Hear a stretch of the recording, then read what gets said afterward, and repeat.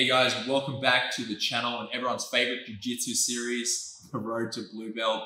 My name's Kieren Lefevre and today's video is a bit of a special one. I'm here with Jeremy Skinner. He is a brown belt out of Absolute MMA St. Kilda and coached by Lachlan Giles and Craig Jones. So we have so much talent here. As you can tell by the video title, we're breaking down one of my very first jiu-jitsu matches. This is obviously a white belt match, white belt 3-stripe at the time. So let's get into it. If you like this sort of content, feel free to like the video and subscribe to the channel because it does help to support the channel and put this content out there in front of more people. So with that being said, Jeremy, let's get into it.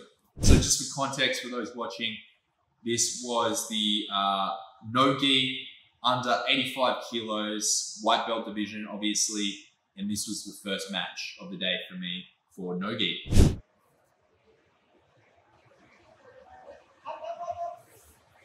Nice start, aggressive straight away, that's good.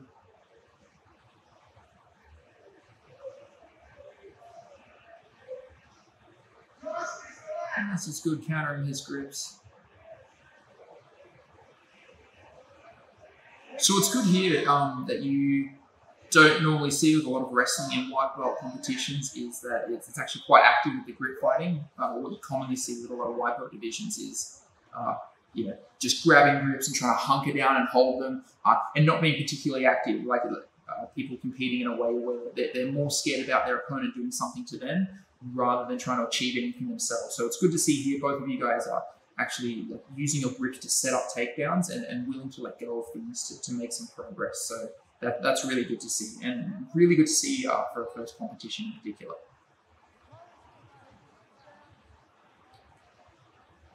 So it's good here. One of the things I'd say is just getting better at chaining off different grips. So there's a good collar tie break into a 2-on-1 you can use. So it looks like you're trying to use 2-on-1s and arm drags to set up opportunities there. So there's a way that you can actually start using your partner's collar tie to turn that into a 2-on-1, so that way you can continue basically fighting through your opponent's grips. That was a nice takedown there. We can go back on that, so let's pause.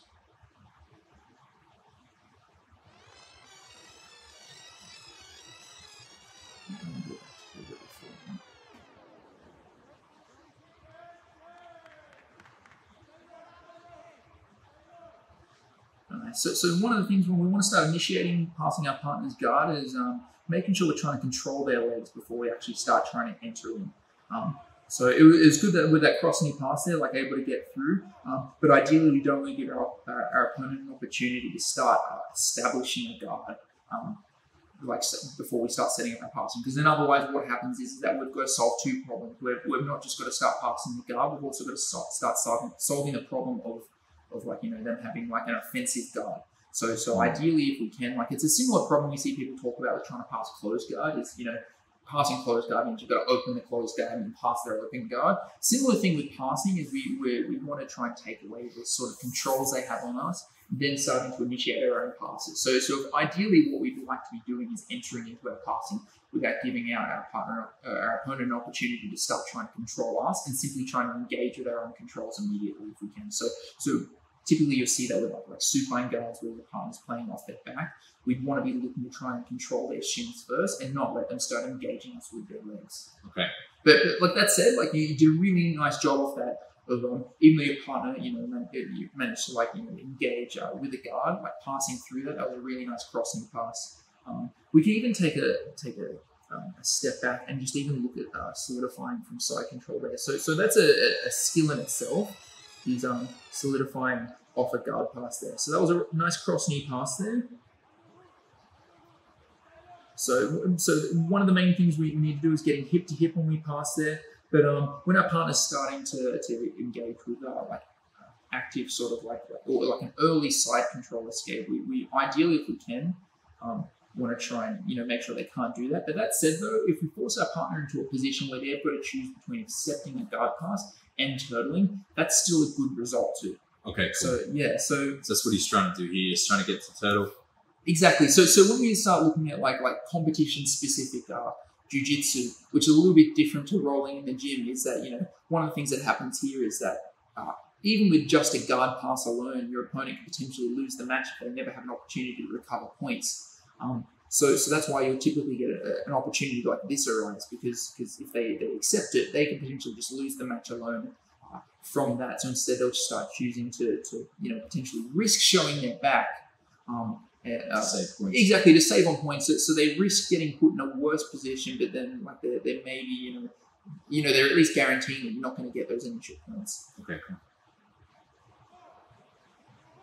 Awesome. So off this back take, one of the things we need to do, especially with no-gi back takes, if we go just back 1 second. So when we look at no-gi back takes and which are typically more scramble-based back takes, where you're going to see like potentially a lot of movement generated. When we're attacking turtle, we want to make sure that we bring our hips behind our partner's hips and our shoulders behind their shoulders. So even though when we're on someone's back, we ideally want to have a seatbelt.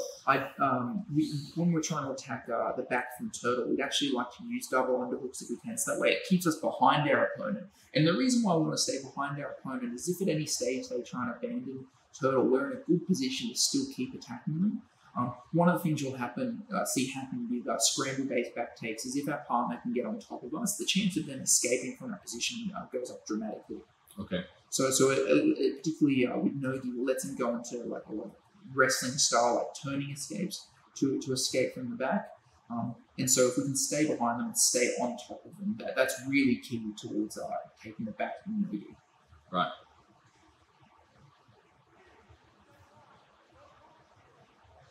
So as you can see there, because then it makes it significantly easier for our partner to take us from the top there. So that's how we end up falling into guard. Yeah, and then So it was good here though. You recovered to a strong position. Closed guard's one of the worst positions you can actually be in, like for him. For him, exactly. Yeah, that's actually like when you take away strikes, that really sort of changes some of these guard positions. Okay. Nice there. So when we start trying to threaten sweeps on our partner, we want to make sure that threatening sweeps is good. Like if we can actually sweep them, that's good there. But see right here in that moment when our partner commits a hand to the mat, that creates opportunities for us. So one common attack you'll see off that is when our partner commits a hand to the floor trying to come up from these things called a lumberjack sweep. Is that there's some triangle opportunities there, so we can look at that in a little bit.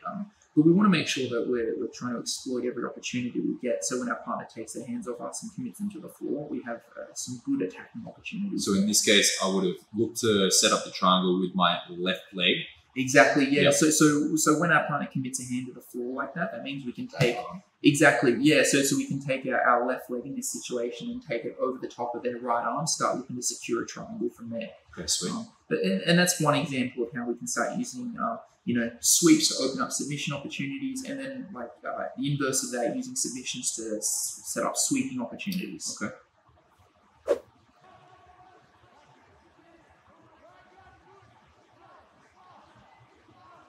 Awesome. So there's a grip fight battle that goes on here where, again, like similar to what we just talked about with sweep, is we're trying to force our partner to commit their hands to the floor. So particularly from closed guard, the two major things we're looking for is to bring our partner's elbow across, so we can either start attacking their arm bars or circling to our partner's back, or committing their hands wide to the floor. So in this case, we've got our partner's arm wide. I'd be trying to secure our grip a little bit in front of their shoulder more so it doesn't give them a chance to start circling that hand back. And then when we're also taking that overhook, we want to try and angle our body off to that side if we can. Cut that angle? Yeah, and we can talk about that a little bit more in a bit. So one of the things we can look to do is use our legs a little bit more to try and pull our partner in towards us anytime they try and stand up.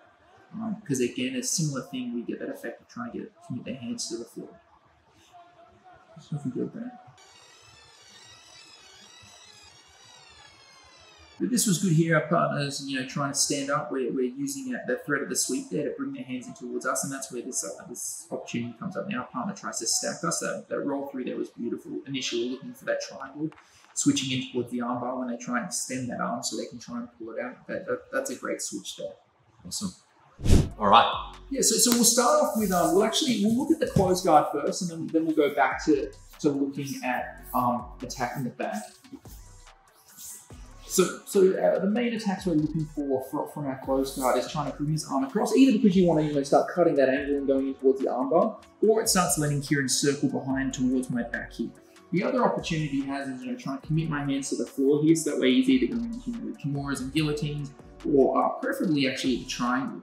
Now, the way that we can start doing that is when our partner starts trying to come away from the floor here, because there's a classic closed guard open that gets shown, where we're trying to do it on our knees here like this, but you generally don't see that successful at a high level of jiu-jitsu. The more reliable way you see people trying to open a closed guard is starting to look to stand up.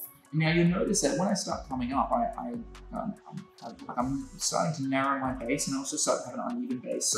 So anytime you see someone start to try and stand up from closed guard here, they have to typically step up one leg first. So anytime I start stepping up on this leg, you want to you want to use your legs, pulling at my hips and bringing me towards the other side here. So that'll constantly keep breaking me down towards the floor there.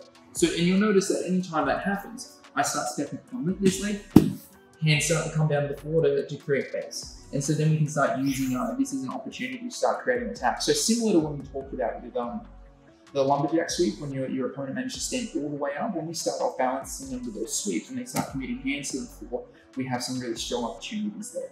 Now, similar thing here, when we were looking at the sweeps, your partner managed to stand all the way up and you managed to take double scoops. So what happens here is when you start sweeping back to the floor like so, and I start committing a hand here, start coming back up. Exactly, so what we want to be looking to do first is you're going to come forward with your left hand and start looking to take a collar tie over my neck here. Exactly, and what you want to try and do is not just come up onto your elbow, but get your hips and shoulders as high as possible. So you actually want to come up onto your hand here. Exactly, so now as I start to come up, you can start floating up off the floor and then taking your right leg up and over my shoulders there. Exactly, so now from here, as you start pulling me forward, you have a strong opportunity here.